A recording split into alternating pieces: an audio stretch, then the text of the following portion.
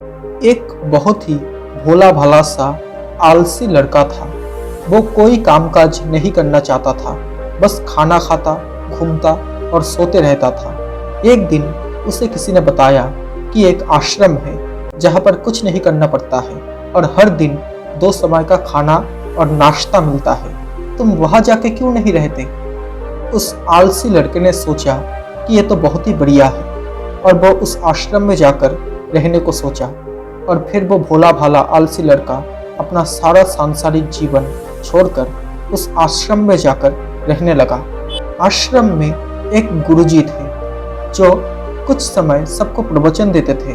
वो आलसी लड़का वो प्रवचन सुनता था, बाकी समय आराम करता था और फिर भरपेट खाना खाकर सो जाता था।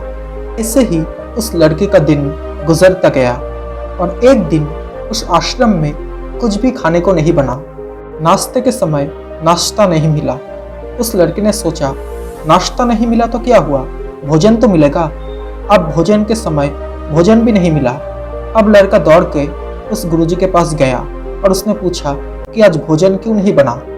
गुरुजी ने कहा कि बेटा, आज एकादशी है और जितने भी आश्रम के सदस्य हैं उनका उपवास है और तुम्हारा भी आज उपवास है, आज भोजन नहीं बनेगा। वो लड़का बहुत ही आलसी था और उसे भूख भी बहुत जोर की लगी थी। उसने गुरुजी से बोला कि मैं उपवास नहीं रख सकता, मुझे बहुत भूख लगी है, मैं खाना खाऊंगा। फिर गुरुजी ने कहा कि ठीक है, जाओ भंडारे में से सामान लेके आओ और आश्रम में नहीं बल्कि बाहर लेके जाओ, वहां जाके बना लो खाना। लेकिन याद रखना, भोजन बनाने के बाद सबसे पहला भोग भगवान को लगाना और फिर तुम प्रसाद खाना। वो लड़का बोला ठीक है और फिर अनाज लेकर नदी की ओर पहुंचा। वो लड़का भोजन पकाने लगा, तैयार हुआ। उसके बाद वो लड़का कहने लगा कि भगवान श्री राम आइए, पधारिए, भोग खाइए। अब जब उसे लगा कि भगवान तो आ नहीं रहे हैं तो फिर कहने लगा कि मुझे मालूम है आपको तो अच्छा खाने की आदत है, मैं बना नहीं पाया और मुझे अच्छा भोजन बनाने भी नहीं आता, लेकिन जो भी रूखा सूखा बना है आकर खा लीजिए। भगवान श्री राम उसकी सरलता पर बहुत ही प्रसन्न हुए और उस लड़के को दर्शन दे दिए। उसने देखा कि भगवान श्री राम आए हुए हैं और उनके साथ में माता सीता भी आई हुई है, लेकिन लड़के ने सिर्फ 2 लोगों के लिए ही भोजन बनाया था, एक अपने लिए और दूसरा भगवान के लिए। और अब क्योंकि भगवान के साथ माता सीता भी आई हुई थी तो उसने उस भोजन को माता सीता और भगवान के सामने ग्रहण करने के लिए रख दिया। भगवान श्री राम और माता सीता ने भोजन किया और उसके बाद जब वो जाने लगे तो ये भोला भाला सा आलसी सा लड़का बोला कि प्रभु आप आए, दर्शन दिए, मुझे बहुत अच्छा लगा। मुझे खाने को कुछ नहीं मिला लेकिन कोई बात नहीं, लेकिन आपसे एक विनती है कि अगली बार जब आप आएंगे ना तो कितने लोग आएंगे ये बता दीजिए, ताकि मैं उतने लोगों के लिए भोजन बनाकर रख सकूं। अब ये बातें सुनकर भगवान श्री राम मन ही मन मुस्कुराए और फिर अंतर्ध्यान हो गए। फिर वो लड़का आश्रम चला गया। दिन बीतता गया और फिर एकादशी का दिन फिर से आ गया और इस बार उसने 3-4 लोगों के लिए अनाज लेके खाना बनाने के लिए नदी के किनारे पहुंचा और उसने बड़े ही प्रसन्नता से भोजन बनाया और इंतजार करने लगा कि प्रभु आएंगे और भोग लगाएंगे। लेकिन इस बार वो लड़का देखता है कि भगवान श्री राम पूरा राम दरबार लेके आए हैं, जैसे माता सीता, लक्ष्मण जी, भरत, हनुमान जी और सभी लोग आए हैं। उस लड़के ने 3-4 लोगों के लिए भोजन बनाया था और इस बार भी भोजन कम पड़ गया। लड़के ने निराश होकर भोजन को प्रभु के आगे रख दिया और उन्होंने भोजन किया और फिर चले गए और इस बार भी लड़का फिर से भूखा रह गया। अब वो लड़का फिर से आश्रम चला गया।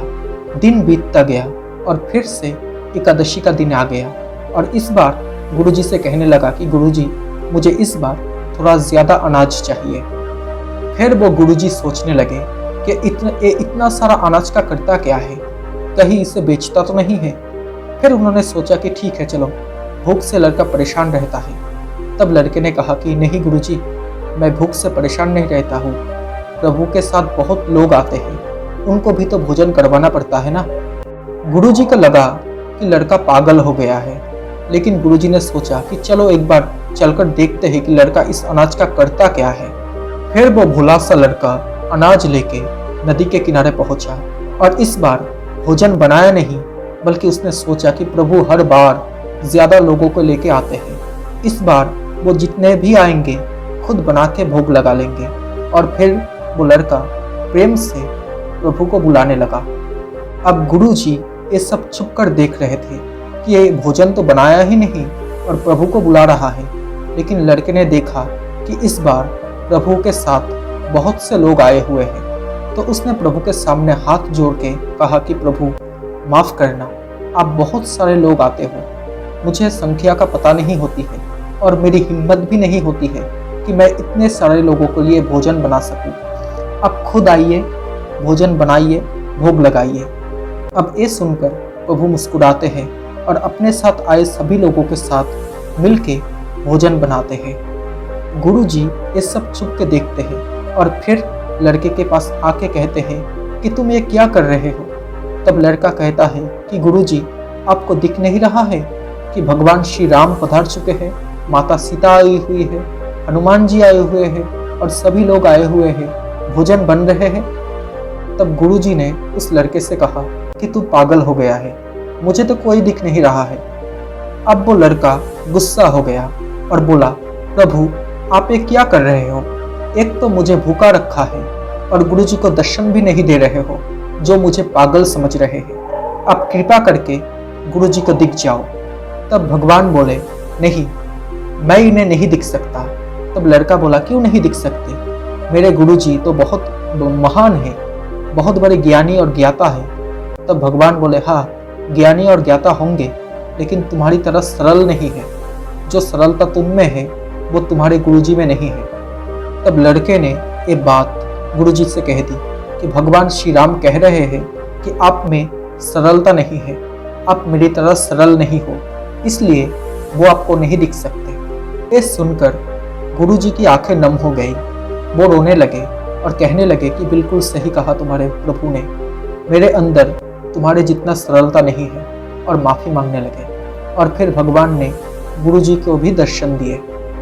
दोस्तों, एक कहानी हमें सिखाती है कि जीवन में सरलता सबसे आवश्यक है। जितना सरल बने रहेंगे उतना जीवन में आगे बढ़ते चले जाएंगे। जब आप सरल होते हो तो आप खुद भी मुस्कुराते हो और दूसरों को भी मुस्कुराने की वजह देते हो। दोस्तों, आपको ये कहानी कैसी लगी? अगर अच्छी लगी हो तो प्लीज़ इस वीडियो को एक लाइक कर देना। साथ ही अगर आप मेरे चैनल में नए हो तो प्लीज़ इस चैनल को सब्सक्राइब करके नोटिफिकेशन बेल आइकन को ऑन कर लेना, ताकि जब भी मैं ऐसा कोई वीडियो बनाऊँ तो सबसे पहले आप तक नोटिफिकेशन पहुँच जाए। Thank you so much guys for watching this video. Stay happy, stay blessed.